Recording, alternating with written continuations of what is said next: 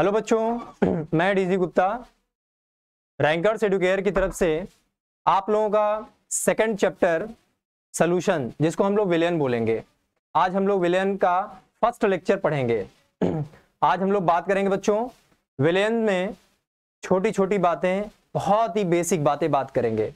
ठीक है, तो आइए हम लोग देखते हैं बच्चों सॉल्यूशन में हमारे छोटे छोटे वो पॉइंट कौन कौन से हैं जो कि पूरे चैप्टर्स में हर एक पॉइंट को डिनोट करते हैं। ठीक है, तो आइए देखते हैं विलयन।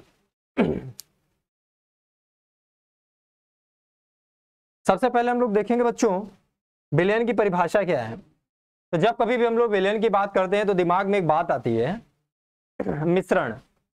तो हम लोग जानते हैं बच्चों कि विलयन में दो या दो से ज्यादा पदार्थ ऐसे होते हैं जिनको मिलाने के बाद या तो मिक्सचर की बात करते हैं हम लोग, यानी मिश्रण की बात करते हैं, या तो हम विलयन की बात करते हैं। तो बच्चों विलयन की बात तब करेंगे जब दो छोटे छोटे अवयव, जिसमें से एक कम एक ज्यादा होगा, ठीक है, या दो से ज्यादा अवयव जब आपस में मिलाते हैं तो उनमें वो जब कंपोनेंट या अवयव आपस में मिलते हैं बच्चों, तो उसमें जो मिलने के बाद उनका जो अवस्था होता है वह या तो एक अवस्था हो जाता है या दोनों डिफरेंट ही अवस्था में रहते हैं। तो अगर सेम अवस्था में रहता है, जिसको हम लोग समांगी बोलते हैं, तो उसे हम लोग बोल सकते हैं कि ये विलयन है। लेकिन जब हम बात करते हैं बच्चों उन अवयवों को आपस में मिलाने के बाद वह एक फेज में नहीं आते हैं, तो उन्हें हम लोग बोलते हैं ये मिश्रण है। जो हमारा विलयन होता है बच्चों, उसमें विलयन के जो प्रकार होते हैं उसमें दो प्रकार होते हैं बच्चों। एक विलेय होता है जो कि कम अमाउंट में होता है, एक विलायक होता है जो ज्यादा अमाउंट में होता है। तो इसका मतलब हम कह सकते हैं कि जो हमारा विलयन है उसमें एक विलेय होता है और दूसरा विलायक होता है। तो बच्चों विलायक वो होता है जो ढेर सारे अवयवों में सबसे ज्यादा हो, और विलेय क्या होता है, विलय में छोटे छोटे अवयव होते हैं बच्चों। वो एक भी हो सकता है, दो भी हो सकता है, या बहुत सारे हो सकते हैं। तो विलयन में हम कह सकते हैं कि विलयन में विलेय और विलायक को मिलाने के बाद जो हमारा एक फेज वाला विलयन बनता है उसे हम लोग विलयन बोलते हैं बच्चों। तो यहां से परिभाषा हमारा आता है। परिभाषा क्या बच्चों, तो यहां पे परिभाषा हमारा है जब दो या दो से अधिक पदार्थों का समांगी मिश्रण, ये समांगी मिश्रण बोलना जरूरी है, समांगी मिश्रण बनाया जाता है बच्चों तो उसे विलयन कहते हैं। ठीक है, तो जब विलयन में दो रासायनिक पदार्थ होते हैं तो विलयन द्वितीय विलयन कहलाता है बच्चों। इसी तरह से जब तीन या चार या उससे ज्यादा रासायनिक पदार्थ होते हैं तो क्रमशः तृतीय या क्वाटरनरी या चतुर्थ विलयन कहलाता है बच्चों। वह निर्भर करता है कि हमारा जो विलयन लिया गया है उसमें जो अवयव हैं उसमें दो अवयव हैं कि तीन अवयव हैं कि उससे ज्यादा अवयव हैं। लेकिन वो जब अवयव मिल जाते हैं तो वो अपना अस्तित्व खो देते हैं, खोने के बाद एक नया बनाते हैं, जो नया रासायनिक कंपाउंड बनाते हैं बच्चों, उन्हें हम लोग बोलते हैं विलयन। ठीक है, तो यहां से हम समझ सकते हैं कि विलयन में बच्चों दो कंपोनेंट होंगे। एक हमारा होगा विलेय जो कि यह विलयन में कम होगा, और जो विलायक होगा बच्चों यह विलयन में ज्यादा होगा। तो आइए देखते हैं।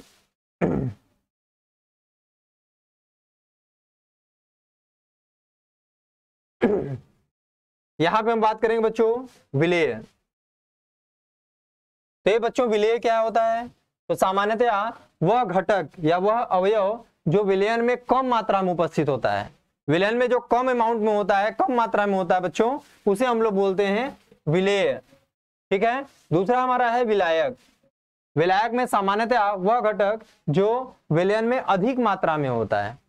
ठीक है, तो उसे हम लोग क्या बोलेंगे, विलायक बोलेंगे। अब बच्चों क्या है, विलयन तथा विलायक की भौतिक अवस्था समान होती है। क्यों ऐसा बोला है, ये बहुत इंपॉर्टेंट बात है बच्चों। जैसे अगर हम बोलेंगे कि कई सारे लोगों का ग्रुप है तो उसमें जो मेजॉरिटी रहेगा उसी की बात चलेगी। इसी तरीके से जब हम बात करते हैं कि हमारा जो मेजर कंपोनेंट है, मेजर अवयव हैं, वो हमारा क्या है, विलायक है। तो विलायक कहेगा कि हम पूरे अवस्था को अगर हमारा गैस अवस्था में है तो गैस में ही रखेंगे, इसका मतलब हमारा विलयन भी गैस है, विलायक भी गैस है, इसलिए हम बात करेंगे विलायक ज्यादा होता है तो विलायक की बात करेंगे तो हमारा पूरा विलयन गैस वाला विलयन कहलाएगा। उसी तरीके से बच्चों अगर हम बोलेंगे कि हमारा द्रव विलायक है तो हमारा जो विलयन होगा वो भी हमारा विलायक द्रव वाला ही विलयन कहलाएगा। उसी तरीके से हम बात करेंगे बच्चों ठोस, अगर हमारा जो विलायक है वह ठोस अवस्था में है तो हमारा पूरा विलयन ठोस अवस्था में कहलाएगा। इसका मतलब विलायक जो बात बोलेगा वही विलयन कहेगा, मतलब विलायक जो होता है उसके कंपेयर में विलयक की बात कोई नहीं सुनेगा, विलय बहुत छोटा होता है, बहुत कम होता है। ठीक है, इसीलिए बच्चों हम कहते हैं कि विलयन दो या दो से ज्यादा अवयवों के या संगठन के मिलने से बनता है, उसमें एक विलेय होता है दूसरा विलायक होता है। अब कई सारे अवयव का समूह है तो उसमें जो कम अमाउंट में रहता है उसे हम लोग विलय की श्रेणी में रखेंगे और जो ज्यादा अमाउंट में रहेगा उसे हम लोग बोलेंगे बच्चों विलायक। विलायक जो कहेगा वही संपूर्ण विलयन का अवस्था या फेज बताएगा। ठीक है, तो विलयन तथा विलायक की भौतिक अवस्थाएं समान होती हैं क्योंकि विलयन वही होगा जो विलायक चाहेगा, क्योंकि विलायक ज्यादा होता है इसलिए विलायक की बात मानी जाएगी। अब बात करते हैं बच्चों तनु विलयन क्या होता है, सांद्र विलयन क्या होता है। तो आप लोग जब लैब में जाते होगे तो वहां पर देखते होगे कि कुछ ऐसे आपके पास केमिकल रखे होते होंगे या कुछ ऐसे केमिकल्स आपके लेबोरेटरी में मौजूद होंगे जिस पे लिखा होगा dilute HCl dilute sulphuric acid या तनु HCl या तनु सल्फ्यूरिक एसिड सल्फ्यूरिक अम्ल H2SO4। तो उसमें होता क्या बच्चों, तो उसमें वाटर कंटेंट ज्यादा रहता है, पानी का अमाउंट ज्यादा रहता है। ठीक है, और जो सांद्र होता है उसमें सल्यूट का कंसंट्रेशन ज्यादा यानी विलेय बच्चों ज्यादा होता है, जिसकी वजह से वह गाढ़ा होता है, इसीलिए उसे हम लोग बोलते हैं सांद्र विलयन। तो बच्चों विलयन जिसमें विलायक की मात्रा की तुलना में विलेय की कम मात्रा घुली हो तनु विलयन कहलाता है। मतलब विलेय लगभग बहुत कम है कंपेयर जब हम लोग करते हैं विलायक से, तो हमारा कहलाता है तनु विलयन। जबकि सांद्र विलयन क्या होता है, विलयन जिसमें तुलनात्मक अधिक मात्रा में विलेय उपस्थित होता है बच्चों वह सांद्र विलयन कहलाता है। ठीक है, तो जहां पे विलेय की मात्रा वह जिसमें अगर हम कंपेयर करें तो वह अधिक मात्रा में उपस्थित होती है उसे हम लोग बच्चों बोलेंगे सांद्र विलयन। ठीक है, तो तनु और सांद्र तो समझ में आता है। अब एक टर्म है बच्चों संतृप्त विलयन और एक अति संतृप्त विलयन। तो क्या होता है संतृप्त विलयन, तो संतृप्त विलयन वो विलयन होता है बच्चों विलेय की ग्राम में अधिकतम मात्रा जो कि एक निश्चित ताप पर 100 ग्राम विलायक में घुल सकती है, विलेय की विलेयता कहलाती है। ठीक है, इस प्रकार को संतृप्त विलयन कहते हैं। मतलब क्या बच्चों, अगर हमारा विलायक बच्चों 100 ग्राम है, हमने क्या किया कि 100 ग्राम विलायक ले लिया, उसमें विलेय की ग्राम में अधिकतम मात्रा, मतलब एक समय आता है बच्चों, जैसे हम कहते क्या है कि हमारे पास एक गिलास पानी है, एक गिलास पानी है बच्चों। ठीक है, और एक गिलास पानी में हमने क्या किया कि सुक्रोज C12H22O11 उसको हमने क्या किया बच्चों ऐड किया, चीनी को इस गिलास में ऐड किया। अब क्या होगा बच्चों, यह घुलेगा, सोल्यूशन बनेगा, शरबत बनेगा। एक समय ऐसा आएगा कि आप चीनी डालोगे उसमें, वो घुलना बंद हो जाएगा बल्कि बैठना शुरू हो जाएगा। इसका मतलब क्या हुआ बच्चों कि अब इसके अंदर घुलने की क्षमता नहीं है। मैक्सिमम कैपेसिटी यानी मैक्सिमम क्षमता या अधिकतम क्षमता जो कि विलेय को विलायक में घुलाने के लिए जिम्मेदार होती है, वही हमारा बच्चों संतृप्त विलयन कहलाता है। उससे ज्यादा यानी no more solute can be added, अब उससे ज्यादा सल्यूट यानी विलेय ऐड करेंगे बच्चों तो बैठना शुरू हो जाएगा, वह घुलेगा नहीं, कहेगा हमारा मन भर गया है, अब हम घुल नहीं सकते हैं, अब हम शरबत आपका नहीं बना सकते हैं। तो ये हमारा हो गया बच्चों संतृप्त विलयन। दूसरा अति संतृप्त विलयन, तो विलयन जिसमें एक निश्चित ताप पर उस विलयन की संतृप्त अवस्था के लिए आवश्यक मात्रा से अधिक मात्रा में विलेय उपस्थित हो, अति संतृप्त विलयन कहलाता है। यह अस्थायी होता है बच्चों, यह अस्थायी तंत्र है, ठीक है, कहने मतलब कि अभी हमने पढ़ा संतृप्त, संतृप्त तो समझ में आता है। अब उससे भी ज्यादा अगर विलेय आ जाए जिसका कोई मतलब नहीं है कि वो विलयन बनेगा कि नहीं बनेगा, तो उसे हम लोग, ये तो हमको पता है कि घुलना तो है ही, विलायक हमारा ज्यादा रहेगा, विलय हमारा कम रहेगा, तो शरबत बन जाएगा। फिर एक समय ऐसा है कि मैक्सिमम उसके पास जितना क्षमता रहेगा उतना हमने चीनी ऐड कर दिया, वो हमारा क्या हुआ, अब उससे ज्यादा हम ऐड करेंगे तो बैठना शुरू हो जाएगा, तो हमारा संतृप्त हो गया। ठीक है, 100 ग्राम विलायक में जितना मैक्सिमम या जितना अधिकतम क्षमता होती है बच्चों विलेय की, वो जो हम ऐड कर रहे हैं विलयन बनाने के लिए, वो हमारा संतृप्त विलयन कहलाएगा। अति संतृप्त विलयन मतलब क्या होता है कि संतृप्त से भी ज्यादा अगर विलेय, मतलब उसकी जो क्षमता है उससे भी ज्यादा अगर विलेय को हम किसी विलायक में ऐड करेंगे तो हमारा अति संतृप्त विलयन कहलाएगा। तो विलयन जिसमें एक निश्चित ताप पर उस विलयन की संतृप्त अवस्था के लिए आवश्यक मात्रा से अधिक, जितना हमको संतृप्त के लिए जरूरी है उससे भी ज्यादा अधिक मात्रा में विलेय उपस्थित हो, तो उसे हम लोग बोलेंगे बच्चों अति संतृप्त विलयन कहलाती है। ठीक है, आई होप कि आप लोगों को सारे छोटे छोटे टर्म याद होंगे। पहले हमने क्या बोला बच्चों कि विलयन जो होता है उसके दो कंपोनेंट होते हैं या फिक्स दो कंपोनेंट होते हैं, पहला विलेय दूसरा विलायक। विलायक क्या होता है, जब कभी भी ढेर सारे कंपोनेंट होते हैं। अब हम बात कर रहे हैं विलयन में दो पार्ट होते हैं, विलेय और विलायक। अब विलेय एक से ज्यादा नंबर में हो सकता है जबकि विलायक एक ही रहेगा। क्या होता है विलायक, जो विलयन में ज्यादा मात्रा में होता है, विलयन में जो ज्यादा मात्रा में होता है बच्चों वो हमारा कहलाता है क्या चीज, विलायक। और जो कम मात्रा में होता है उसकी संख्या एक से ज्यादा हो सकती है, वो हमारा विलेय कहलाता है। फिर हमने देखा कि विलेय विलायक हो गया। उसके बाद हमने पढ़ा बच्चों तनु और सांद्र। तनु में विलायक का अमाउंट ज्यादा रहता है और सांद्र में विलेय का अमाउंट ज्यादा रहता है। उसके बाद हमने पढ़ा बच्चों कि सांद्र विलयन क्या होता है। ठीक है, तो सांद्र विलयन हमने पढ़ा कि विलेय का अमाउंट ज्यादा रहता है, तनु में विलायक का मात्रा ज्यादा रहता है। संतृप्त विलयन क्या होता है, 100 ग्राम विलायक में जितनी क्षमता होती है विलेय को घुलने की मैक्सिमम अधिकतम क्षमता, वही उसका संतृप्त विलयन कहलाता है। अति संतृप्त विलयन क्या कहलाता है बच्चों, संतृप्त विलयन बनाने के लिए जितना विलेय की जरूरत है उससे भी ज्यादा अगर हम विलेय डालते हैं बच्चों, वह कहलाता है हमारा अति संतृप्त विलयन। ठीक है, अब हमको आगे चलना होगा, देखेंगे आप ध्यान से। अब बच्चों हम आते हैं विलयन के प्रकार पे। ठीक है, विलयन के प्रकार, कितने तरीके के विलयन बन सकते हैं बच्चों। तो यहां बच्चों देखेंगे विलयन के प्रकार में, विलयन के प्रकार द्वितीय विलयन निम्न 7 प्रकार के हो सकते हैं बच्चों। द्वितीय विलयन का मतलब क्या बच्चों, हमारे पास एक विलेय रहेगा और एक विलायक है। ठीक है, तो विलेय और विलायक। ठीक है बच्चों, ये इसका उदाहरण है। तो पहला है गैस को गैस के साथ, अगर हमारा विलेय क्या है गैस है, विलायक भी हमारा गैस है, इसका उदाहरण क्या हो जाएगा बच्चों, हवा। गैस हमारा विलेय है, विलायक हमारा द्रव है। तो बच्चों ये जो गैस और द्रव का एग्जांपल है पानी में ऑक्सीजन, पानी में ऑक्सीजन घुला हुआ है वाटर H2O। गैस को बच्चों ठोस के साथ, जैसे हाइड्रोजन गैस है उसको पैलेडियम या प्लेटिनम में। अगला है बच्चों द्रव को द्रव के साथ, पानी में अल्कोहल मिलाकर पीते हैं तो हमारा क्या बच्चों, दोनों द्रव अवस्था में है।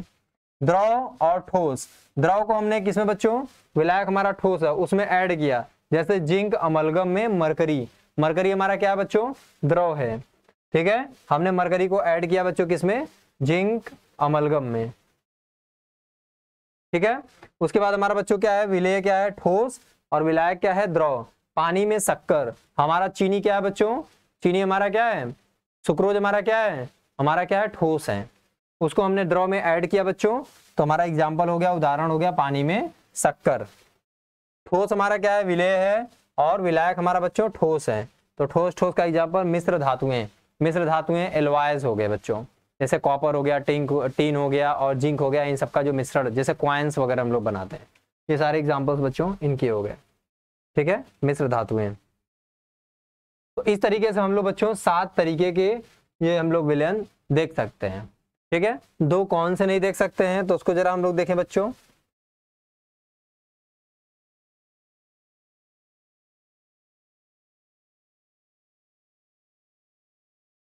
विशेष पॉइंट, विशेष बिंदु, गैस में द्रव का तथा गैस में ठोस का विलयन नहीं बनता, क्योंकि यह घटक मिलकर समांगी मिश्रण नहीं बनाते हैं। अब हम बात करते हैं बच्चों विलयन के गुण धर्म। कैसे आप पहचानोगे कि हमारे विलयन हैं, कैसे पहचानेंगे? तो पहला है बच्चों, विलयन में एकल फेज होता है, अर्थात यह एकल अवस्था तंत्र है।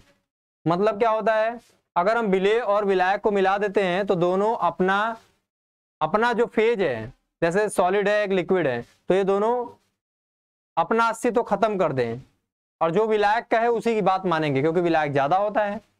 तो अगर ये चीजें हमारे दिमाग में बैठ जाती है बच्चों, तो हम आसानी से बोल सकते हैं कि विलयन में जो एकल फेज है वह एकल फेज में ही रहना चाहिए। मतलब अर्थात यह एकल अवस्था तंत्र है।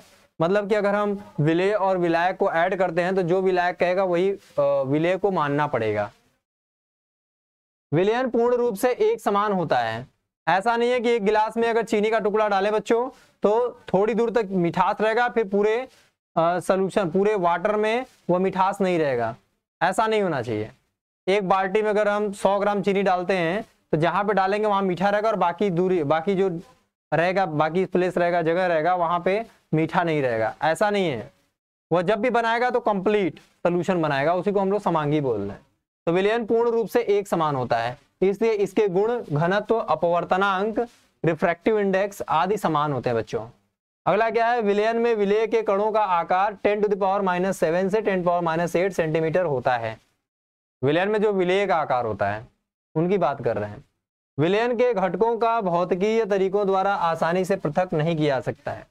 अब आपसे बोला जाए कि अगर कोई चीनी है उसको हम वाटर में डाले हैं तब वो शरबत बन गया, आप कहिए कि उसमें से चीनी ऐसे निकाले, उसमें से चीनी बीन बीन कर निकालें, क्या ऐसा संभव है? नहीं है संभव। जब बच्चों संभव नहीं है तो क्या उसे पृथक किया जा सकता है? नहीं किया जा सकता है। विलयन के गुणधर्म इसके घटकों के गुणधर्म होते हैं, अर्थात घटक जब विलयन बनाते हैं तो अपने गुणधर्मों को नहीं खोते हैं। ठीक है, मतलब क्या है, विलयन के गुणधर्म इसके घटकों के गुणधर्म होते हैं, अर्थात घटक जब विलयन बनाते हैं तो अपने गुणधर्मों को नहीं खोते हैं। जो इनका गुणधर्म है पहले से ही विलेय का, विलायक का, वो अपने गुणधर्म को नहीं खोते हैं। विलयन का संगठन निश्चित नहीं होता है, बल्कि एक निश्चित सीमा में परिवर्तित रहता है। ठीक है, इनका खुद का संगठन निश्चित नहीं रहता है, लेकिन ये पता है कि विलेय और विलायक क्या कहना चाहते हैं, उसके ही अकॉर्डिंग ये विलयन बनता है। विलयन के कुछ गुण जैसे घनत्व हो गया, शांतता हो गया, पृष्ठ तनाव, क्वथनांक, हिमांक आदि विलयन के संगठन के साथ साथ परिवर्तित होते रहते हैं। जैसे अगर हम आपसे बोले बच्चों चाय बनाना है, ठीक है, या हमने क्या किया कि चीनी को सबसे पहले हमने क्या किया कि वाटर को बॉइल्ड किया, तो वाटर बॉइल्ड करेंगे बच्चों तो क्या होगा, इसका क्वथनांक क्या होगा, 100 डिग्री सेंटीग्रेड पे बॉइल्ड हो जाएगा।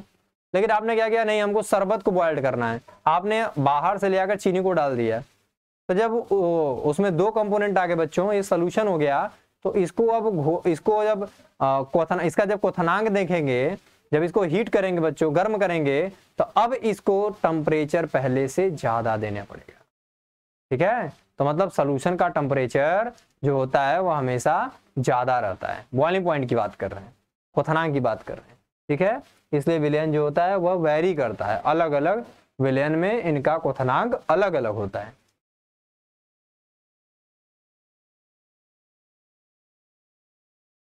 अब हम बच्चों कुछ टर्मिनोलॉजी की बात करते हैं। इतना तो हमारे सॉल्यूशंस के बारे में हमने देख लिया बच्चों। अब बात करते हैं मोलरता। हम कुछ कंसंट्रेशन टर्म की बात करेंगे, छोटे मोटे टर्मिनोलॉजी की बात करेंगे, जिससे कि आपको पता चल पाएगा कि हाँ हमारा जो सॉल्यूशंस है, जो हमारा विलयंस है, उसमें हम कहना क्या चाह रहे हैं, वो बताना क्या चाह रहे हैं, क्या है तनु, क्या है सांद्र, कैसे हम लोग जान पाएंगे कि हाँ कितने मात्रा में किसको कितना घोले हैं, उसकी सांद्रता क्या है। तो सांद्रता को बताने के लिए हमारे पास छोटे मोटे बहुत सारे टर्म है, जैसे बच्चों हो गया मोलरता, नॉर्मलता, मोललता, फॉर्मलता, ये छोटे छोटे पीपीएम, पार्ट्स पर मिलियन हो गया बच्चों। तो इस तरीके से फिर हो गया आपका मोल प्रभाज हो गया, इस तरीके से छोटे छोटे बहुत सारे टर्म है। फिर परसेंटेज W/W निकालेंगे, परसेंटेज V/V निकालेंगे, परसेंटेज W/V निकालेंगे। तो इस तरीके से बच्चों देखा जाए तो हम किसी भी सॉल्यूशन के यानी किसी भी विलयन के सांद्रता को कैसे रिप्रेजेंट करेंगे, सांद्रता को दिखाने के लिए किस तरीके से हम इस्तेमाल करेंगे इन टर्म्स को, उसको हम लोग आसानी से देखने का प्रयास करते हैं। तो बच्चों हमारा पहला है मूलरता। मूलरता को सबसे पहले हम लोग कैपिटल M में लिखते हैं, ठीक है, बड़े वाले अक्षर में लिखते हैं बच्चों मूलरता। याद रखिएगा, इसी से मिलता जुलता एक और टर्म है बच्चों मोलैलिटी, कंफ्यूज मत होइएगा बच्चों, जिसको हम लोग बोलते हैं मूललता।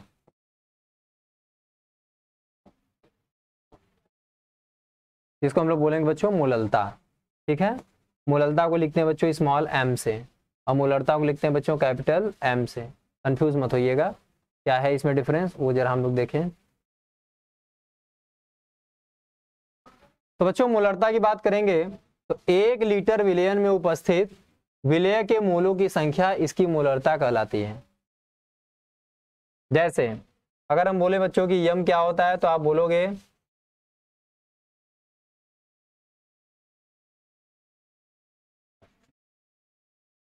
मोल। मोल किसका बच्चों? विलय का मोल डिवाइड बाई आयतन किसका? विलयन का। किस में लेंगे बच्चों?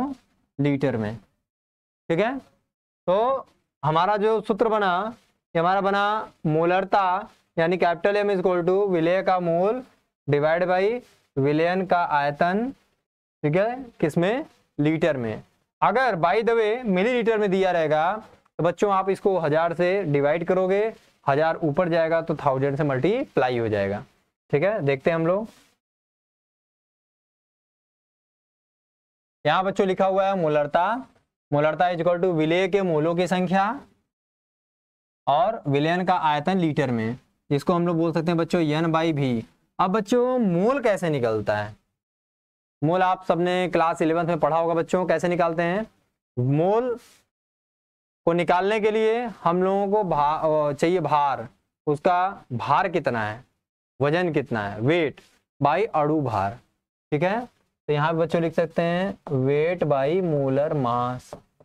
वॉल्यूम नीचे पहले से ही है, अगर मिलीलीटर में दिया रहेगा बच्चों तो हम क्या करेंगे 1000 से मल्टीप्लाई कर देंगे।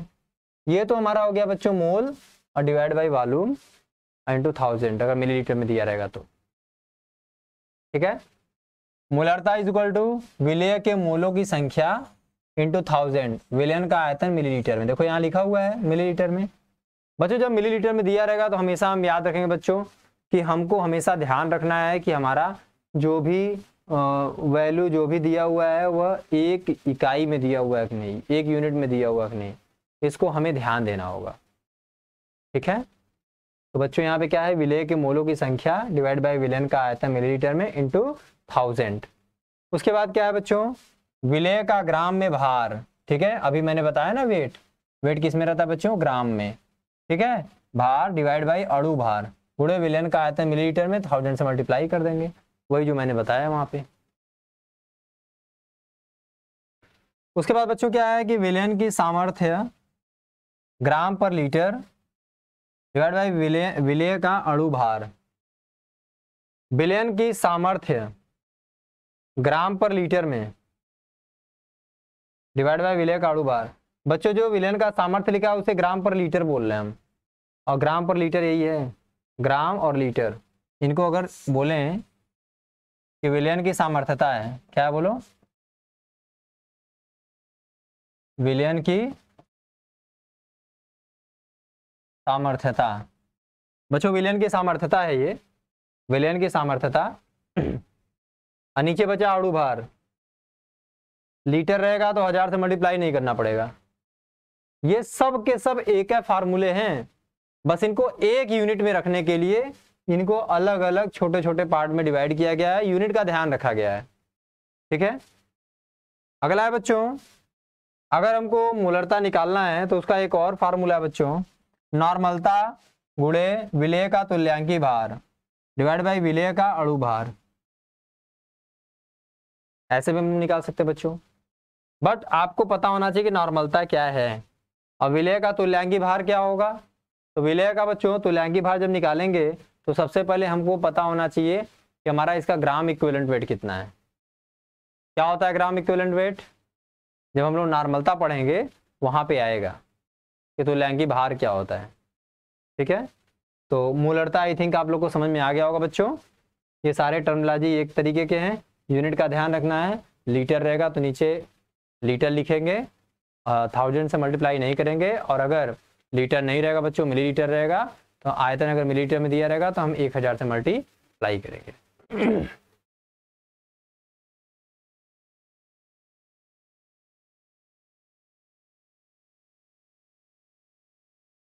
अब बात करते हैं बच्चों नॉर्मलता की।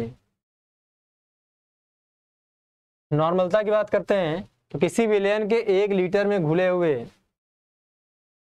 विलेय के ग्राम तुल्यांकी भार की संख्या उसकी नॉर्मलता कहलाती है। ग्राम तुल्यांकी भार, ग्राम तुल्यांकी भार है बच्चों। तो कैसे यहां पे देखेंगे नॉर्मलता, नॉर्मलता इक्वल टू क्या हो जाए बच्चों, विलेय का ग्राम divide by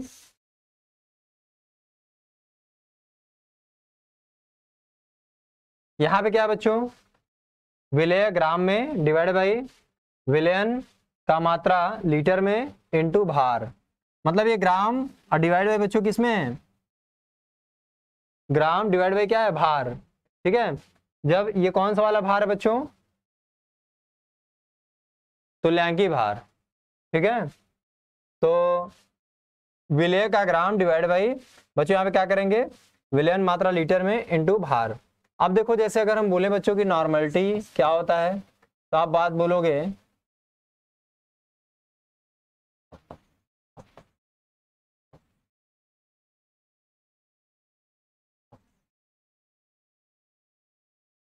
number of gram equivalent divide by volume in litre. ठीक है, अब ग्राम इक्विवेलेंट क्या होता है बच्चों, ग्राम इक्विवेलेंट क्या होता है, तो ग्राम इक्विवेलेंट वो होता है weight by equivalent mass, equivalent weight. Equivalent weight कैसे निकालेंगे बच्चों, परमाणु भार डिवाइड बाई वैलेंसी फैक्टर। अभी आप आगे सीखोगे वैलेंसी फैक्टर निकालना। जैसे सल्फ्यूरिक एसिड का 2H है तो 2 होगा वैलेंसी फैक्टर, हाइड्रोक्लोरिक एसिड में H+ आयन है तो 1 होगा। तो अम्ल के लिए अलग होता है, क्षार के लिए अलग होता है और लवण के लिए अलग होता है बच्चों। तो क्षार के लिए OH देखते हैं, अम्ल के लिए H+ देखते हैं, और क्षार के लिए जो उसमें चार जो उसमें आवेश रहते हैं या तो प्लस को लिख लेते हैं बच्चों धनायन को या तो ऋणायन को, उसकी संख्या लिख देते हैं। ठीक है, तो आगे हम लोग देखेंगे। तो यहाँ पे नॉर्मलता हो गया बच्चों। तो यहाँ पे क्या बच्चों, normality is equal to molarity गुणे valency factor, normality is equal to equivalent weight divide by volume litre या decimetre cube, normality is equal to percentage purity into density into 10 divide by equivalent weight. ये सारे terminology कभी कभी ऐसे भी question दे देता है, तो आपको फार्मूले अगर पता रहेंगे बच्चों, सूत्र पता रहेगा तो आप निकाल सकते हो। अब क्या है बच्चों, पदार्थ का तुल्यांकी भार वह भार है जो कि 1 ग्राम हाइड्रोजन, 8 ग्राम ऑक्सीजन या 35.5 ग्राम क्लोरीन के साथ क्रिया करता है या इसे विस्थापित करता है। ठीक है, हाइड्रोजन रहेगा 1 ग्राम, ऑक्सीजन रहेगा बच्चों तो 8 ग्राम, और उसी तरीके से अगर क्लोरीन है तो 35.5 ग्राम क्लोरीन के साथ क्रिया करता है। ठीक है, तो इसे भी हम लोग तुल्यांकी भार बोल देते हैं।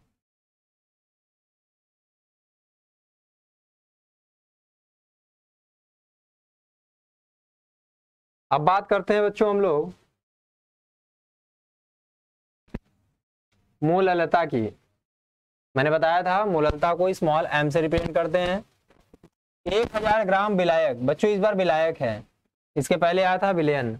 तो 1000 ग्राम यानी 1 किलोग्राम विलायक में घुली हुई विलेय के मोलों की संख्या विलयन की मोललता कहलाती है।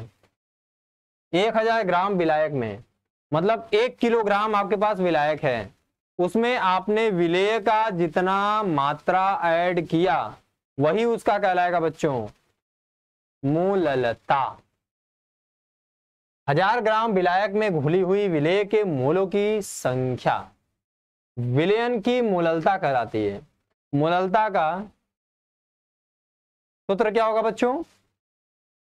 तो विलेय के मोलों की संख्या, विलेय के मोलों की संख्या डिवाइड बाई विलायक का द्रव्यमान इन केजी, किलोग्राम में।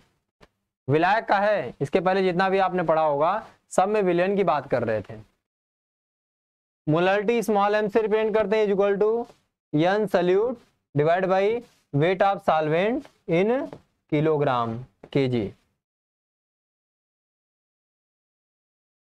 यह ताप से स्वतंत्र होती है, मतलब क्या होता है बच्चों? यह इंडिपेंडेंट होती है, यह निर्भर नहीं करता है ताप पे। क्यों? क्योंकि निर्भर वही करते हैं जिसमें आयतन आता है, क्योंकि आयतन को जब हम क्वथनांक तक लेकर जाएंगे या उसे हीट देंगे, ताप देंगे, वह बदल जाएगा। जबकि यहाँ पे बच्चों आयतन आया ही नहीं, यहाँ पे आयतन नहीं आया कि उसका चेंज हो जाएगा सब कुछ, ठीक है। इसलिए यह स्वतंत्र होता है या इंडिपेंडेंट होता है।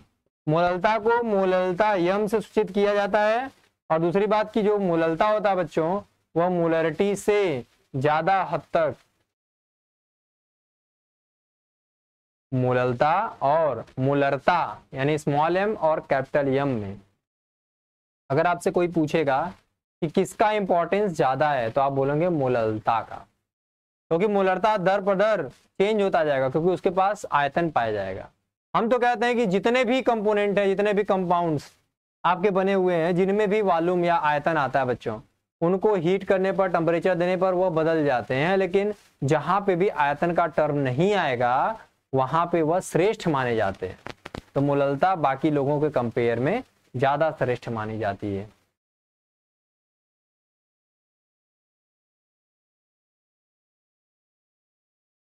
अब इसी से मिलता जुलता एक टर्म है बच्चों, फॉर्मेलिटी या फॉर्मलता। तो क्या होता है बच्चों फॉर्मलता? बस सब कुछ सेम रहेगा, बस वहां पे फार्मूला मास रहेगा। तो 1 लीटर विलयन में, देखिए फिर से विलयन आ गया, 1 लीटर विलयन में घुले हुए विलेय के ग्राम सूत्र भारों की संख्या को, यहाँ ग्राम सूत्रों की भार आ गया, विलयन की फॉर्मलता कहते हैं। जैसे विलेय की ग्राम में मात्रा, क्या लिखा है बच्चों? फॉर्मलता इज इक्वल टू विलेय की ग्राम में मात्रा डिवाइड बाय विलेय का सूत्र भार ग्राम में इंटू विलयन का आयतन लीटर में। मतलब क्या है? सूत्र भार आपने निकाला क्या था? वेट बाई मोलर मास, वही है बच्चों अणु भार या परमाणु भार, ठीक है। विलेय की ग्राम में मात्रा डिवाइड बाई विलेय का सूत्र भार ग्राम में इंटू विलयन का आयतन लीटर में। अगर लीटर में नहीं दिया रहेगा तो आप 1000 से मल्टीप्लाई कर देना, इसका मतलब यहाँ पे मिलीलीटर में दिया होगा। फार्मूला देखेंगे बच्चों तो फॉर्मेलिटी इज इक्वल टू क्या हो जाएगा? Weight in gram divide by formula weight. यहाँ पे हम लोग एटॉमिक वेट लिख सकते हैं, मॉलिक्यूलर मास लिख सकते हैं, परमाणु भार, अणु भार। यहाँ पे फार्मूला दिया रहेगा तो लिखेंगे फार्मूला वेट डिवाइड बाई बच्चों क्या है? Volume of solution in litre, यानी विलयन का आयतन लीटर में।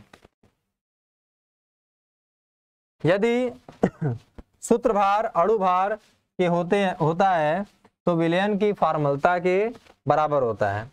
सही बात है, जो सूत्र भार है अगर अणु भार के बराबर हो जाए वही उसका क्या कहलाएगा? फॉर्मलता के बराबर हो जाएगा।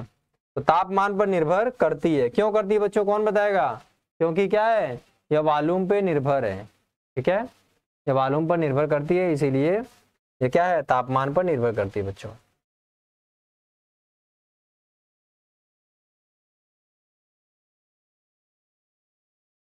अब बात हम करेंगे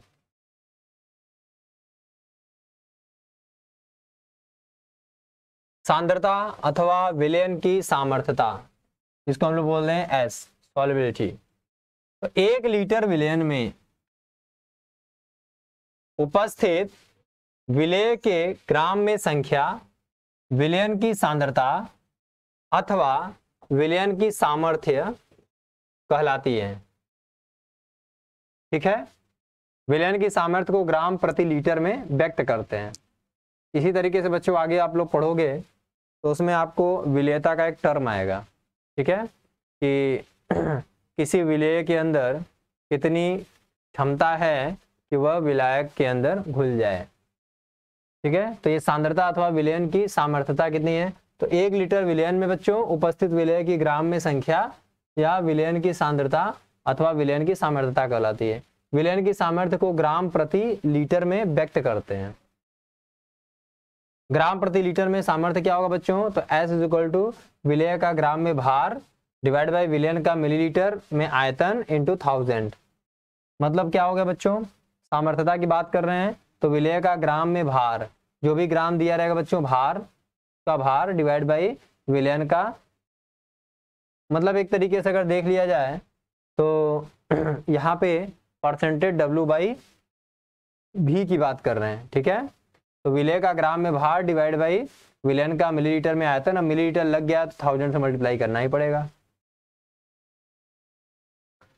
और दूसरे भाषा में कह सकते हैं कि S इज इक्वल टू विलेयन की मोलरता गुणे विलेय का अणु भार।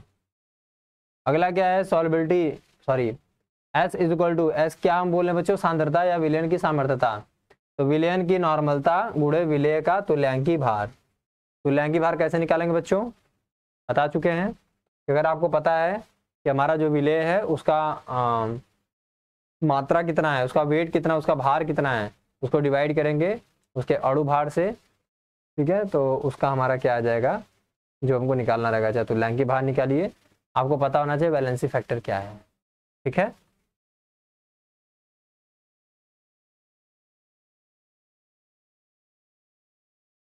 अब बात करते हैं बच्चों हम लोग प्रतिशत भार की। तो प्रतिशत भार की बात करेंगे यानी परसेंटेज की बात करते हैं। तो 1 ग्राम विलेयन में उपस्थित विलेय के ग्रामों की संख्या को भार प्रभाज्य कहते हैं। इस प्रकार भार प्रभाज्य यानी weight fraction is equal to W/W plus W। ये W क्या बच्चों, विलेय का भार। ये क्या है बच्चों, विलायक का भार। और ऊपर क्या है, विलेय का भार। तो विलेय का भार डिवाइड बाय विलायक का भार प्लस विलेय का भार। यहाँ की स्मॉल W ग्राम विलेय, कैपिटल W ग्राम विलेयन में घुला है, ठीक है।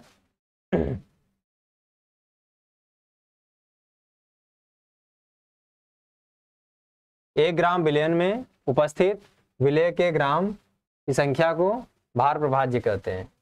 इस प्रकार W/W प्लस W। प्रतिशत भार क्या होता है बच्चों, वेट परसेंटेज। वेट परसेंटेज क्या होगा, वही सेम है, 100 से मल्टीप्लाई कर देंगे, W/W प्लस W इंटू 100।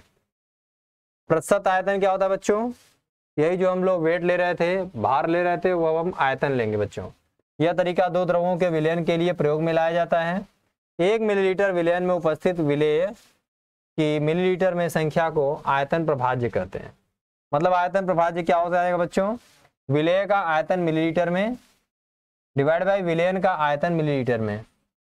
अब विलेयन के आयतन में क्या होगा, विलेय और विलायक होगा बच्चों।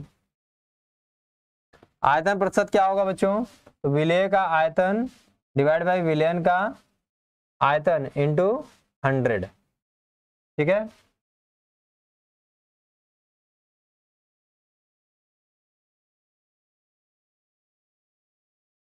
अब हम बात करते हैं बच्चों प्रति 10 लाखवां हिस्सा, इसको बोलते हैं बच्चों पार्ट्स पर मिलियन ppm। इस तरीके द्वारा अधिक तनु विलयनों की सांद्रता व्यक्त की जाती है, जैसे पानी में कठोरता, हवा का प्रदूषण आदि, ठीक है। पदार्थ का ppm निकालना हो बच्चों, तो विलेय का द्रव्यमान ग्राम में डिवाइड बाय विलेयन का ग्राम, विलेयन का द्रव्यमान ग्राम में इंटू 10⁶। मतलब विलेय का आयतन मिलीलीटर में, यहाँ द्रव्यमान ले रहे हैं बच्चों, यहाँ आयतन भी ले सकते हैं। विलेयन का द्रव्यमान ले रहे हो, यहाँ विलेयन का आयतन भी ले सकते हैं, किसमें, मिलीलीटर में। यहाँ ग्राम में 1 यूनिट होना चाहिए बच्चों। और मल्टीप्लाई कितने से करेंगे, 10⁶ से। इस चीज को याद रखेंगे हम लोग।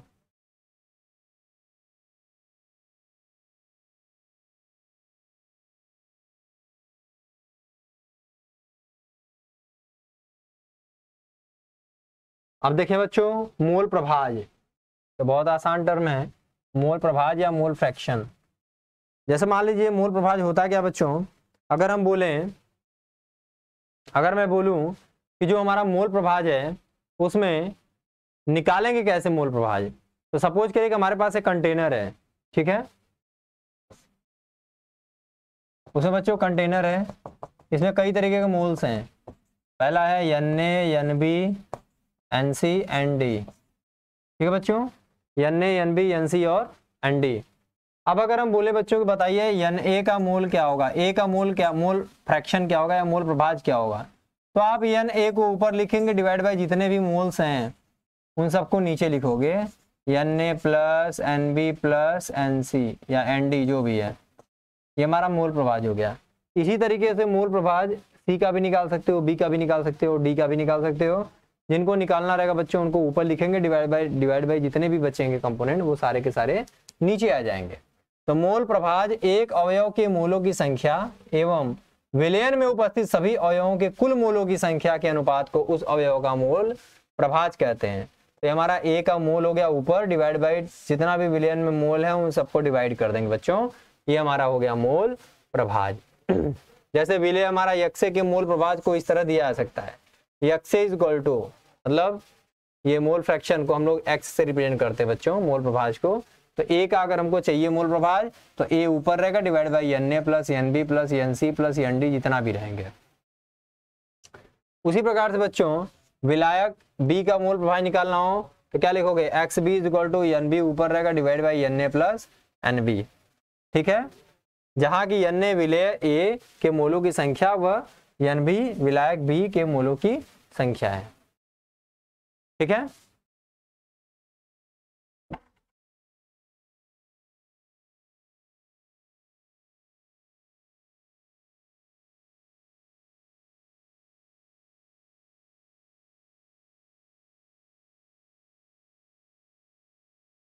अब यहाँ पे बच्चों हम देखेंगे मोलरता तथा नॉर्मलता में क्या संबंध है, ठीक है।